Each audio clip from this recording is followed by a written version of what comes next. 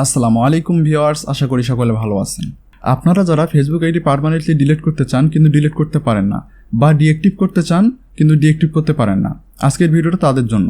আজকের ভিডিওতে আমি আপনাদের দেখাবো আপনারা কি করে আপনার ফেসবুক আইডিটি পার্মানেন্টলি ডিলিট করতে পারেন বা ডিঅ্যাক্টিভ করে রাখতে পারেন। চলুন কথা না বেরিয়ে মূল ভিডিওর মধ্যে যাওয়া যাক। মূল ভিডিওতে যাওয়ার আগে আরেকটি কথা, আপনি যদি আমার চ্যানেলে নতুন হয়ে থাকেন তাহলে সবার আগে নতুন নতুন ভিডিও পেতে চ্যানেলটিকে সাবস্ক্রাইব করে বেল বাটনটি বাজিয়ে দিবেন। আর যদি ফেসবুক পেজ থেকে ভিডিওটা দেখে থাকেন তাহলে অবশ্যই পেজে একটা ফলো করে দিবেন। সর্বপ্রথম আপনাদের ফেসবুক অ্যাপের মধ্যে চলে যেতে হবে। ফেসবুক অ্যাপের মধ্যে আসার পরে এখানে দেখতে পাচ্ছেন থ্রি ডটে ক্লিক করে দিবেন। এখান থেকে নিচে দেখতে পাচ্ছেন সেটিং অ্যান্ড প্রাইভেসি, এই সেটিং অ্যান্ড প্রাইভেসির মধ্যে ক্লিক করে দিবেন। এরপর এখান থেকে সেটিংয়ে চলে যাবেন। সেটিংয়ে আসার পরে উপরে দেখতে পাচ্ছেন পার্সোনাল অ্যান্ড অ্যাকাউন্ট ইনফরমেশন, এখানে ক্লিক করে দিবেন। এখানে ক্লিক করার পরে নিচে দেখতে পাচ্ছেন অ্যাকাউন্ট ওনারশিপ অ্যান্ড কন্ট্রোল, এখানে ক্লিক করে দিবেন। এখন আপনারা এখানে দেখতে পাচ্ছেন ডিঅ্যাক্টিভেশন অ্যান্ড ডিলেশন, এখানে ক্লিক করে দিবেন। ক্লিক করার পরে এখানে দুইটা অপশন আছে, আপনারা আইডিটা ডিঅ্যাক্টিভ করতে পারেন এবং ডিলিট করতে পারেন। তার আগে আমি আপনাদের বলি ডিঅ্যাক্টিভেট এবং ডিলিটের মধ্যে পার্থক্য কী।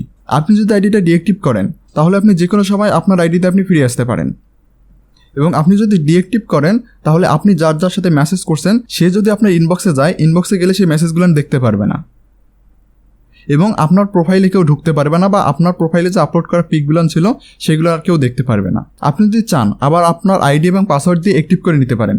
আপনি যখন আবার আইডিটা অ্যাক্টিভ করে নেবেন, অ্যাক্টিভ করে নেওয়ার পরে আপনার প্রোফাইলে সবাই আবার আগের মতো ঢুকতে পারবে, আপনার এসএমএসগুলোও আগের মতো দেখতে পারবে, সবগুলো আবার আপনার আইডিতে ফিরে আসবে।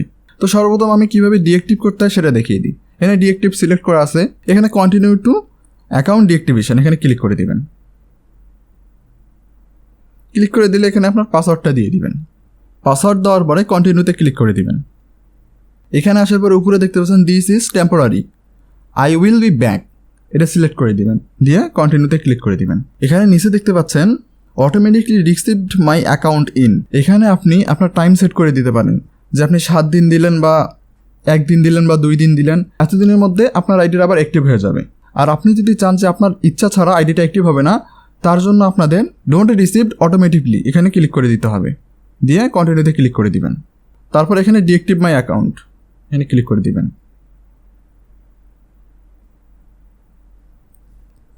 দেখতে পাচ্ছেন আমার আইডিটা ডিঅ্যাক্টিভ হয়ে গেছে। এভাবে আপনারা আইডি ডিঅ্যাক্টিভ করতে পারেন। এখন আপনাদের আমি দেখাবো কিভাবে আইডি ডিলিট করতে পারেন।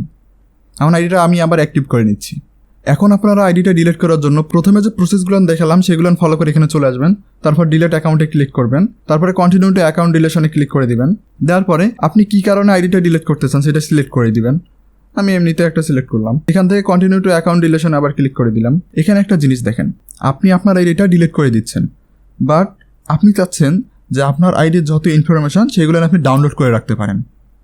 এখানে দেখছেন download option, download your information, এই ডাউনলোড ইনফোতে ক্লিক করে আপনি এটা ডাউনলোড করে রাখতে পারেন। আপনার এখানে সমস্ত ফাইল, সমস্ত ফটো, সমস্ত মেসেজ আপনি একটা ফাইল আকারে এখান থেকে ডাউনলোড করে রাখতে পারবেন।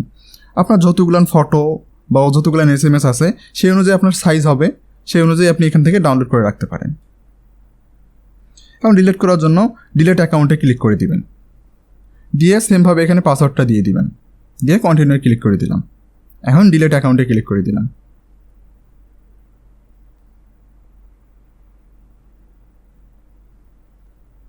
দেখতে পাচ্ছেন আমার আইডিটা ডিলিট হয়ে গেছে।